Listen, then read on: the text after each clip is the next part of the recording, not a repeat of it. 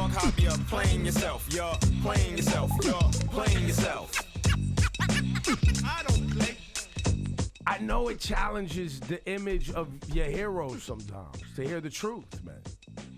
But you don't. It's not a big deal that Quincy Jones bought drugs from Malcolm X. It's not a big deal to me. It's not that it's a big deal, Ebro, but to me, it's a suspect thing to say. Even though you don't get it. Alexa was the only one who can understand. I talked about Quincy Jones all weekend. I went after we interviewed No ID. I ordered his autobiography because I'm trying to work on music. So I'm like, I want to read Quincy Jones's book. So I ordered his autobiography. Then I ordered this incredible coffee table Quincy Jones book that's like filled with like recreations of like all these letters he's written. I find him fascinating. I'm psyched about this year where he has like a Netflix documentary. I'm Captain Quincy. He's a god. I interviewed him for Juan Epstein. It's one of the great moments of my career. And you admit he's loose. You know he's loose. No, so that's the problem, is that no one else would be like, hey, this is a really interesting article. Have you ever talked to an 85-year-old before? Sometimes things start to get a little bit loose. And I walk in today, and me and Shawnee are the only people who feel like maybe before we read all of this as fact, we should consider that Quincy, though a genius and an American icon, is a human being who at 85 years old has. But we're not doing that. We're just being like, yo, it's law. This is how Kennedy died. Richard Pryor. No, nobody said about Kennedy. Richard Pryor's having sex Give with yourself Marlon congratulations Brando. again. The Give boobs yourself, don't look like pears. I believe that. I believe Congratulations. that. I believe that. You played yourself. Boobs get overhyped all the time. This is history is showing. But you don't think it sounds like hate when someone? Hold on. If I was to tell you, I interviewed someone. Here's what they had to say: the Beatles were trash. Michael Jackson was a liar. Marilyn Monroe's boobs sucked. I'm like, so he's trashing everything that we've already accepted America is great. He's like, nah, trash. And that's why I love it.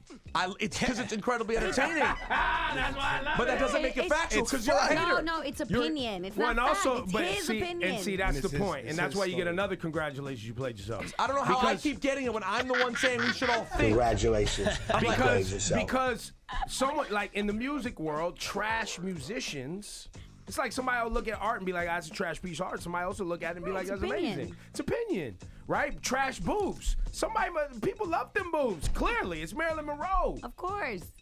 Plus, in a world where all this stuff is manufactured and made to look like it's awesome, You're in entertainment. It's great to know that, you know what, it's all not peaches and cream. They're human too. Cass, exactly. That's why people are all believing it all. And I get that. I'm just not that person. And I don't even know if people believe it all. They just enjoy what he's saying, his version of it. Right. But if you're someone, I thought you were on Rosenberg's side. Why are you writing behind me? No, I mean I get Stay over there with Rosenberg. listen, I get that people are enjoying his opinion. Stay over there and with your I think man, that there is truth to everything that he's saying, but there's truth to it. Not right. It's You know not what I'm the saying? truth. It's not the He's truth. embellishing his Yeah, opinion. it's his truth. Shawnee, here's the quote. Here's the quote that another one people ran with yesterday. Oh my God. Nothing to worry about. What stirred everything up? Is it all about Trumpism? He's talking about Trumpism as a political idea, where we are as a country. Right. It's Trump and uneducated rednecks. Trump's just telling them what they want to hear. I used to hang out with him. He's a crazy MFer, limited mentally, a megalomaniac, narcissistic. I can't stand him. I used to date Ivanka, you know. Oh, okay. You used to date Ivanka. We're just throwing that into a conversation about her dad, about Trump as a political thing. Yeah, he went, really? Yes, sir. 12 years ago, Tommy Hilfiger, who was working with my daughter Kidada, said, Ivanka wants to have dinner with you. I said, no problem. She's a fine MFer. She had the most beautiful legs I ever saw in my life. Wrong father, though. End of conversation. Bundled it up nicely. Yeah. Dad's an idiot. Moves had on to something sex with else. his daughter. Keep it moving. See, I don't. And that's how you read that. And that's how people read that. And by the way, I don't care about people saying bad things about Ivanka Trump. Doesn't affect me certainly at all. But you having dinner through Ivanka Trump, now people are running with, you had sex with Ivanka Trump. And it just seems like a loose thing to volunteer in a conversation about Trump politically. He didn't say they had sex. He just said they had dinner. They had sex. That's exactly. Ebro is the voice of the internet. Congratulations, you played yourself. Everybody on the internet that's taking it as facts. He's an 85-year-old man. Well, here, Sean, with the Sean, greatest here you go. musical resume we've ever seen. Sean, in here history. you go. How would people normally react if you were hanging out with someone and an 85? It's not normal. And then it's someone goes, Quincy Jones. Fine, an 85-year-old, incredibly established person. They go, you sure seem to know a lot. I know too much, man. What's something you wish you didn't know? Who killed Kennedy? and again, Congratulations, you played yourself. I don't know if the internet ran with that one. I felt like he was trolling right there. I felt like he was trolling. I wish I didn't know that. I know too much. Now, granted, by the way, I'm telling you guys right now, I believe a lot of what he said in this article. But I give the entire internet a congratulations for you. No one thinks on their own anymore, bro. No one does. Same thing happened yesterday with the New England Patriots, the Indianapolis Colts. Josh McDaniels says he's going to go coach the Colts. Then he decides last minute, not going to be your coach, going back to the Patriots. Meanwhile, the Colts have already hired two coordinators. They've already set up everything. So first of all, congratulations, you played yourself. Shouldn't have done that with just a handshake agreement. But on the flip side, everyone hates Josh McDaniels now. But I'm like, but we don't know the whole story yet. And as a society, we don't wait. We cannot wait, because once Twitter has the story, matter of fact, Quincy Jones has been an icon forever. These trolls on the internet don't care anything about Quincy Jones. They don't spend time thinking about how important he is until it becomes a sexy trending topic. Now everyone wants to come out here and write about Quincy Jones. Bitch, you don't know about Quincy Jones. Congratulations, you played yourself. Now you're the Quincy Yes, Jones. he is. Here we go. No, I'm just saying. Now all of a sudden, You don't even believe him. Now all of a sudden, everyone's got to tweet about You don't Quincy even Jones. believe him. Just because I love him doesn't mean I believe him. I'm You not. don't even believe him. No, I don't believe it all. And you can't just keep You don't even repeating believe things. in Jesus. You don't even believe in Jesus. Congratulations, you played yourself. It's not popular, Shawnee, to be on the other side, man. You got to just run with the internet. You got it rolled over. Man, you're such a revolutionary. It's crazy the way you go out on a limb. No, it's not about that. I'm not saying so that. crazy. I'm not a hero, bro. I'm not a hero. I mean, you're out here. I'm just saying. I think we have voices though. We have voices, and I don't like just rolling with what. And it's never popular. Fam, I'm gonna tell you something. I get trashed every day for it. It's Michael Jackson. He's amazing. It's not about Michael. It's the Beatles. They're amazing. They'll be okay. Guess what Mike did to the Beatles? Stole from them. Stole their publishing. Paul McCartney's never been happy with Michael Jackson since then. He didn't steal it. He bought it. That's not Paul's story. Who do you believe? Well, what do you mean? That's the only way about it. What do you mean he stole it? He felt like he stole it. He felt like he manipulated him and stole it from him. He went from under him and stole it. And bought it is what they're saying. Yes. That's how Paul McCartney feels about it. Well. And Quincy Jones called Mike greedy. Okay.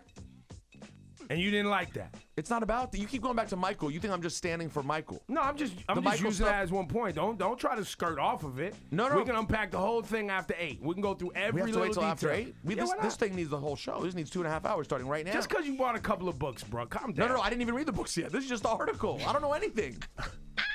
This is about human behavior and where we are as a society. Now you're a human behavior specialist. Gee, thanks. Give yourself another congratulations. Right, congratulations. You played yourself. Marilyn Monroe's boobs. Who killed Kennedy? Richard Pryor had sex with Brando. Brando had sex with everybody. Marvin Gaye. With Ivanka Trump. I don't even want to believe that. Why? Why? Marvin Gaye? Yeah. Taking it up to... People were getting it in back then. Exploring their sexuality. Why? Based on what you know now, since we have two gurus and a human behavior specialist, based on what you know now about human sexuality and what's acceptable in popular culture and what wasn't acceptable then, why is it hard for you to believe any of it? No, I didn't say it was hard. I just said I don't want to believe it. Why? Because I like Marvin Gaye just being, for the ladies. His last name's Gay, man. It should have been warmed up a long time ago. Really? Congratulations, you played yourself. Damn, man. Come on, Shawnee. Oh, man, I thought I was the skeptic on the show. I mean, today it showed me a whole new side. Anytime the world is like going left, Rosenberg's going to go, oh, wait a minute, guys. Wait a minute. I admit that's me, and then I get mad when people disagree. When I really should know that that's where it's going to go, because that's where the world started in the first place. And you also got to know that there's just some people like myself that when it comes to music talk and industry talk, there's certain people I'm going to believe. Not only that, and ruffling white people's feathers. Oh, yeah. It's your favorite. Trashing the Beatles. I loved it. And you would like the Marilyn Beatles Monroe's, and still want to see it. Yeah. You want to smash Marilyn Monroe. Absolutely. Still want to trash. Let's talk about it. Her boobs was doo-doo. According to Quincy Jones. Quincy, you gone too far, niece. You gone too far talking about It was terrible. I don't. She get boobs. You know shaped like Ivanka pears. Trump wild. She love old men, man. She out here wilding. She got daddy issues. So you want some of these quotes, or you may? Well, what we're gonna do right now is Rosenberg's gonna run through some of the most, how would you describe these shocking quotes That's what people are saying. from the Quincy Shocking. Jones article. And look, you can call in if you'd like to chime in. We're gonna open this up. Y'all gonna be like me though. Y'all gonna love everything Quincy got to say. Guaranteed. And by the way, There's by the way, there's Michael Jackson fans who are not standing for this. In my comments, when I started posting clips from this article, there are Michael Jackson fans who are not standing for this at all. They do not want to hear this from Quincy. and you're wearing an armband like Michael in the "They Don't Care About Us" video, so you of all people should understand. There you go. And the Michael thing I felt a way about because I'm a defender of Michael, so I definitely saw it and was like, whoa. See, and I didn't feel like the Michael quotes were an indictment of Michael's talent at all. No, Or it how was great the morally. songs It was were. a moral indictment. It was which. If you don't think Michael's morally in question, then congratulations, you played yourself. Oh, that's true. All right, here we go. Here's some of the quotes. On Marilyn Monroe. All right. Frank Sinatra was trying to hook me up with Marilyn Monroe, but Marilyn Monroe had a chest that looked like pears, man. Bruh. He's seen a lot of boobs. Is nothing sacred? Marilyn's boobs. Anyways, that was interesting. So do you believe him or not? It's an opinion, right? It's not fact. That's an opinion. I think Marilyn was a pretty bad joint, man. I think, was she hyped? Yes. But was she bad? Yeah. Again, it's his opinion. That's But his it's his truth. opinion. Hey, some people like pear-shaped boobs. You know what? Big facts. On Elvis Presley. I was with Tommy Dorsey when Elvis Presley showed up at 17 years old, and Dorsey said, F him, I won't play with him. He wouldn't let his band play with him. Did you think Dorsey was right? Yeah, that MFer couldn't sing. Yeah, of course I believe that, because that's just an opinion. That's just, they basically were saying Elvis showed up at 17, and we were like, man, F that guy. He didn't give any information, except that they said F him. And you also Maybe have at to. that time, he was young. He was 17. Maybe Yeah, he they was were still just developing. and I get it, they weren't into him. That's totally fine. And as far, I got to keep saying this. As far as musicians go, Nah, Elvis not a classic musician at all. or singer, No. and those of us that have been in entertainment a long time, we watch artists who are mediocre at best get packaged up over time in a nice package, and at the end of the story, they become revered as something that when we saw them in the beginning, they were not. And obviously with Elvis Presley, we know that's the case. He was, people who love Elvis, it's the Americana, it's the whole story, it's the appearing and But it was shaking his hips. But it's also America where marketing reigns supreme. Number one. Right, so that's not shocking. No, even if you'd said Elvis was a trash musician, that wouldn't have been shocking. On Malcolm X, I find this one shocking. Every time we'd go to Hampton and his band, every time we'd go to Detroit, let me get rid of the parentheses. Every time we go to Detroit at the Majestic Hotel, standing in front with his Italian-ish on and amber glasses, Malcolm X, Detroit Red. That's where we bought our dope. It was before he went to prison. You'd buy off him? Yeah, he was a dope dealer. That's how he went to prison. So you would personally buy drugs off Malcolm X. Personally? He nods. S. Everybody in the band bought it. The junkies used to call cocaine girl and heroin boy.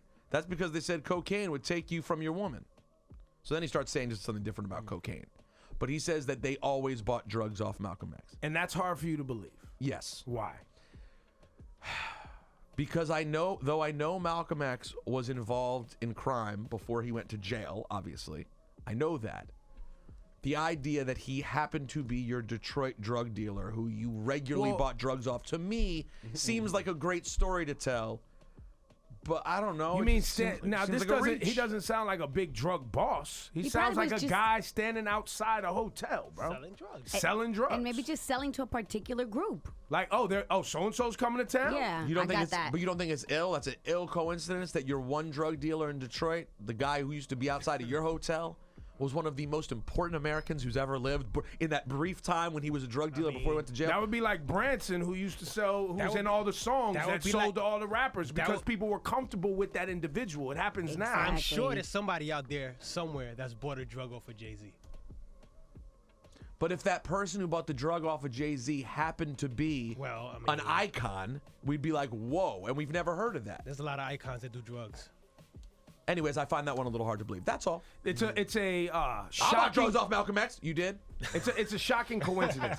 Mind you, he's 85. By the way, I swear to God, put this audio in, Juanito. That story right there is one notch away from when Eddie Murphy playing the old man in Coming to America in the barbershop is like, I saw Martin Luther King once. I was walking down the beach. Walking down, punched me right in the chest. Looked up, it was Martin Luther King. Said, sorry, thought it was someone else. We're one notch away from that. No, it is that. It is that. And that scene's supposed to be absurd. Right, but it's all Quincy Jones's life is absurd, bro. That's a good point. That's a good point. His daughter dated Tupac, fam. And his other daughter is one of the most popular actresses on His television. life is absurd. You're right. Okay, he was asked about the time Prince tried to run over Michael Jackson with a limousine. I love this please tell me this one. This one I didn't read. I love this story. Okay.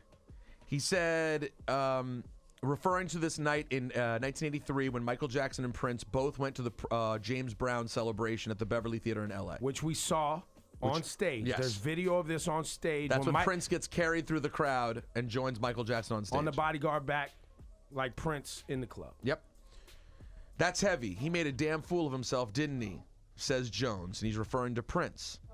Prince told Michael he'd kill him if he showed it to anybody. But, one way or another, time-coded raw footage of what took place that night eventually surfaced.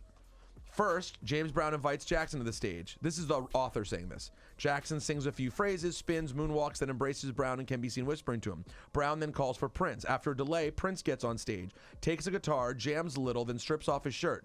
He does some mic stand tomfoolery, dances a little more, then nearly tumbles into the audience trying to pull down an oversized street lamp prop. It was a superstar face-off that has often been seen as a triumph for Michael Jackson and a rare humiliation for Prince. GQ asks, he spoke to Michael after the show? Oh yeah, he spoke to him. He waited in the limousine and tried to run him over, and LaToya and his mother.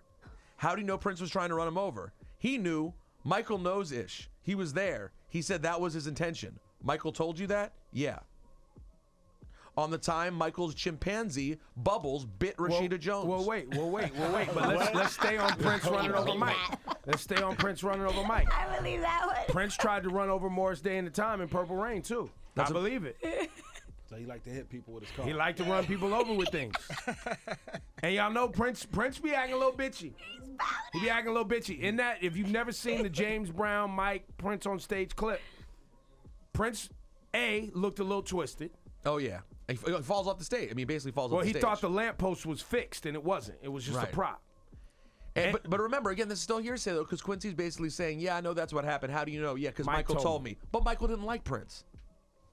Right. Like, that's what I'm saying. You just got to factor in the information where it's coming from. That's all. But that doesn't mean it's not true. Doesn't mean it's not true, but it means you have to understand who gave you the information. A guy who didn't like Prince. You go ask Charlamagne something about me, you'll get some information. It might not be true. That's just how things are. We don't believe Charlamagne. Yes, I just compared Mike. Yes, I just compared Michael and Prince to me and Charlamagne. Okay, on the chimpanzee biting Rashida Jones. He goes, that chimpanzee, whatever the F it was, he was a pain in the ass. He bit Rashida, my poor baby. That's all he said. You don't believe that? I believe that. I don't know. Bubbles was a spoiled brat. Don't you dare come for Bubbles. Bubbles was a spoiled brat. He then says, on Michael Jackson stealing music. You worked with Michael Jackson more than anyone he wasn't related to. What's something people don't understand about him? I hate to get into this publicly. Do you? Do you? But Michael stole a lot of stuff. He stole a lot of songs. Donna Summer, State of Independence, and Billie Jean. The notes don't lie, man. He was as Machiavellian as they come. How so? Greedy, man. Greedy. Don't stop till you get enough. How do you pronounce this guy's name? Greg Philagnis? Yeah. Wrote the C-section. Michael should have given him 10% of the song. Wouldn't do it. You don't believe that? No, I believe that. That could happen. I believe that. Because, by the way, when we had Sting up here with Shaggy, what did Sting say about musicians? We all steal. Yes. And Shaggy tried to correct it and say borrow. Sting was like, nah, steal. Mm-hmm. So, Sting and Quincy Jones agree. Where are you at on this, Rosenberg? I'm going to lay out on this one. On the assassination of JFK, you seem to know a lot. I know too much, man. What's something you wish you didn't know? Who killed Kennedy? That's what he said. I love it. I know who killed Kennedy. Who did it? Giancana did it. Sam Giancana. The connection was there between Sinatra and the Mafia and Kennedy. Joe Kennedy, he was a bad man. He came to Frank to have him talk to Giancana about getting votes. Vulture says, I've heard this story before. The mob helped him win Illinois in 1960. Then Quincy goes, we shouldn't talk about this publicly. Cuts it off. On the Beatles, what'd you think when you first heard rock music? Rock ain't nothing but a white version of rhythm and blues. MFer, you know I met Paul McCartney when he was 21. What were your first impressions of the Beatles? By the way, that's a quick name drop, just for the record. His statement on rock and roll, we all know that to be true. But then he throws in, I met Paul McCartney at 21 years old. So then he goes, what was your first impression of the Beatles? They were the worst musicians in the world. At that time. First impression. First impression. They were young, man. They were young. But do you really think there's any situation in which the term worst musicians in the world, relative to Quincy Jones, Count Basie, Frank Sinatra, Herbie Hancock? Right, okay. His standards are I mean, come on, fam. He was with John Coltrane, bro. They were no-playing MFers. Paul was the worst bass player I've ever heard. And Ringo, don't even talk about it. I remember once we were in the studio with George Martin, and Ringo had taken 3 hours for a 4-bar thing he was trying to fix on a song. He couldn't get it. We said, mate, why don't you get some lager and lime, some shepherd's pie, take an hour and a half and relax a little bit. So we did, and we called in Ronnie Varell, a jazz drummer. Ronnie came in for 15 minutes and tore it up. Ringo comes back and says, George, can you play it back for me one more time? So George did. Ringo says, that didn't sound so bad. And I said, yeah, MFer, because it ain't you. Ebro in the morning with Laura Styles and Rosenberg. You telling me? On Hot 97. Wait, you telling me that's not phenomenal? It's amazing. That's amazing. You don't believe that? Nah, that one. I mean, I believe That's just it. his experience at that time. It's, you know what? It's honestly, it's less the stories. It's less the stories I don't believe, and it's the quick phrases of hyperbole that caught the headlines. Right. The Beatles are the worst musicians in the world. Well, that's not true. That's well, not but true. Obviously there's so much clickbait in this interview. Exactly. That's what what's you're going to move around. But you're right. The actual story part, I bet that individual story happened. And people say Ringo was terrible. So that's not a crazy story. And I'm sure they got better. Clearly, listening to the music, they figured it out at some point, or maybe Ringo never really played on that many of the records when they recorded. Who knows? Tanya in Connecticut, you want to chime in on this conversation? Good morning. Good morning. You want to chime in on this the whole Quincy story Jones? with Ivanka Trump, that's interesting to me, but I don't doubt it.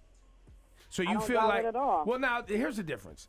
I'm being a troll by saying that I believe Ivanka had sex with Quincy. If I'm being honest, I'm straight troll. But he said dated.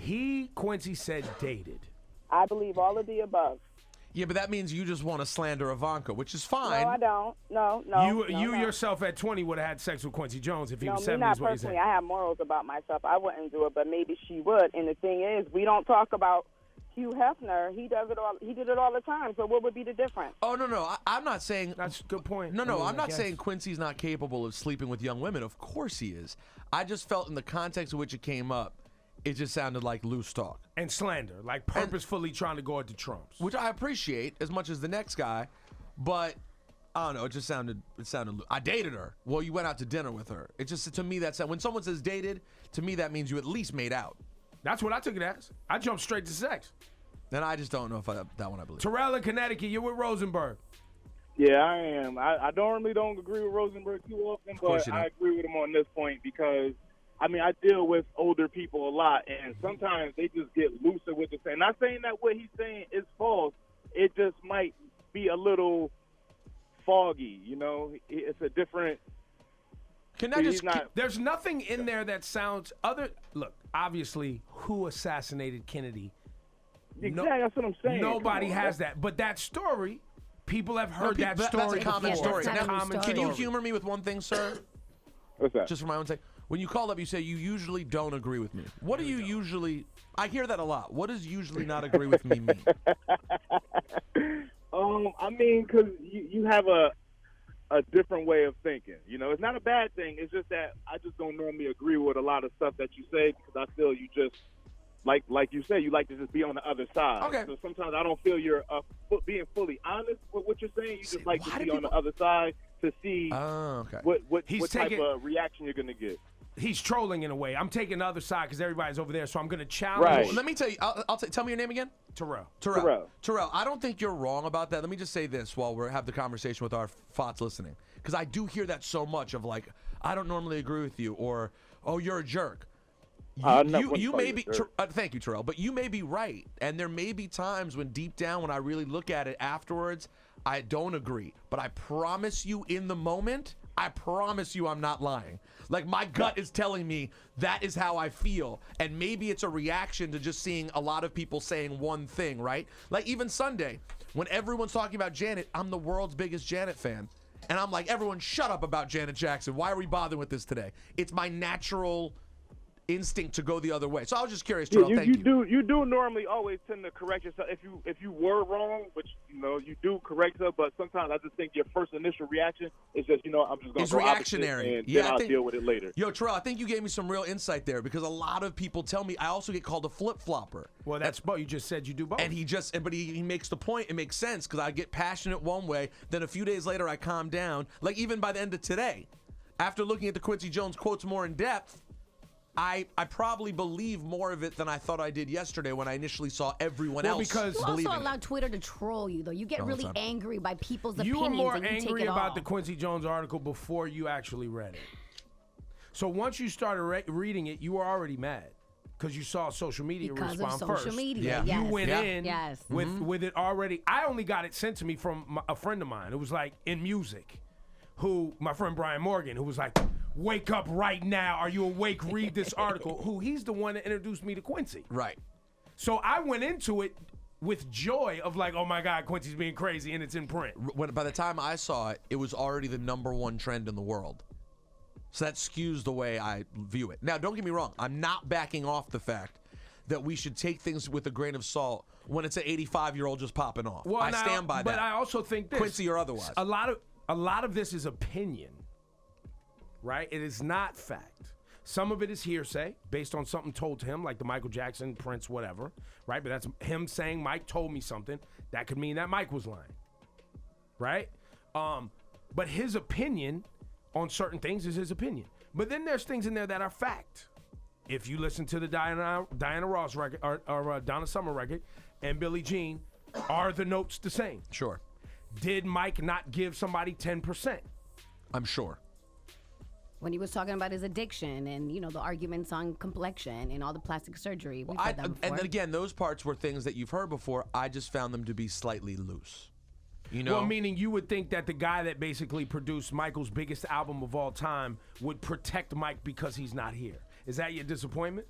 Not even protect. It just seemed like negative. It just seemed very negative. But in a way he did, though, because remember at one point he was like, well, what do you expect? His father called him ugly and abused him. But even that, I don't even think the guy was necessarily talking about his surgery. And he was like, what, you mean his surgery? Like he was very peripheral with Michael, talking about surgery and propofol. That's like such a tabloidy way to talk about Michael. I think Quincy, if I'm being honest, I think Quincy's angry at Michael and angry at how the whole thing played out. I think so too. I think he's angry. And when I use the word angry, I mean, look, Quincy got paid and he's rich and his grandkids will have money. He's fine. But I think if you produced and created work with somebody that stands as maybe the greatest creation in popular music of all time, sure, that's mired by all of this other behavior, right? And you're Quincy Jones, somebody that worked with Frank Sinatra, Count Basie, John Coltrane. Yeah. But you're always tied to Mike and Thriller and all of this Michael Jackson mess. Mm-hmm. How would you feel? You'd probably get annoying. And everyone wants to ask you about Michael all the time. You're like, I'll tell you about Michael. You know what I'm saying? But that again, that's... And the dude trolled him. What's misunderstood about Michael Jackson? I don't know if the author in that place is trolling though. Don't you think that's just a reasonable thing to ask? Because that could be so go positive. Oh, everyone thought Michael was really like this, but he was... Yeah, maybe. It could have gone the other way. But again, that's still what you just said. Everything you just said was reasonable, but it also sums up what personal bias is. Yes. That's what personal bias is. Yeah, I don't think anybody agreed that disagreed with you on personal bias. I started the conversation by saying, I want to believe it's all true. This is fun for me. You go look. I was just looking at a visual discography of Quincy Jones, which is in that book, where it's like the album covers that he worked on. It's like 100 album covers. It's absolutely insane how many amazing things he worked on. Unbelievable. However, that spot, when it gets to Off the Wall, those Michael albums jump off the page as hands down the biggest, most impactful things he ever did. So, and in this conversation with the vulture.com, go check it out. You'll pick up on how Quincy is more of a jazz music enthusiast, true musician enthusiast, more so than he is a popular music enthusiast. Mm-hmm. So because he's more regarded for what he's done that's popular, I think as a true musician, that's frustrating to his art. It would be the equivalent of like, you know, some high-end fashion designer, you know, getting asked always about a collaboration they did for Target. Right. You'd be like, why? I did all this other amazing stuff. You only asked me about that. Like, yes, that went really well, but it just gets annoying and it starts. I changed the course of music. Right. Several times. And you're asking me about this one thing I did that was in Walgreens? I mean, let's not call Michael Walgreens. And I love Walgreens. Great for a pharmacy, things like that, but Off the Wall and Thriller are musical perfection. Amazing. But it's not like musical obscurity for like a true musician who's like into studying music. Right. Michael Jackson's Off the Wall was taken from him going to Studio 54 and hanging out in New York City and learning what was popular in clubs, and because he wanted to be a superstar. At the time Michael Jackson did Off the Wall, remember his career, they say, quote unquote, Michael's career was slumping. He was becoming a teenager. His voice was changing. He wasn't a young, cute kid anymore. Yeah. He was going through a lot of change. He was figuring out how to get that was like, I'm trying to get it back. Mm-hmm. And then Thriller happened. But, I mean, there's no negative to that being the way Off the Wall got done. Not negative, but it was... He was trying to figure out what the times were, and the time He was trying to be popular, which goes into Quincy Jones talking about he was greedy. He wanted it all. He wanted it all of it. But, I mean, the results were the results. And he got all of it, and then lost it, and then got it back, and then stole the Beatles catalog, and then other things got crazy. But anyway, it's a great read, vulture.com. Go check it out, man.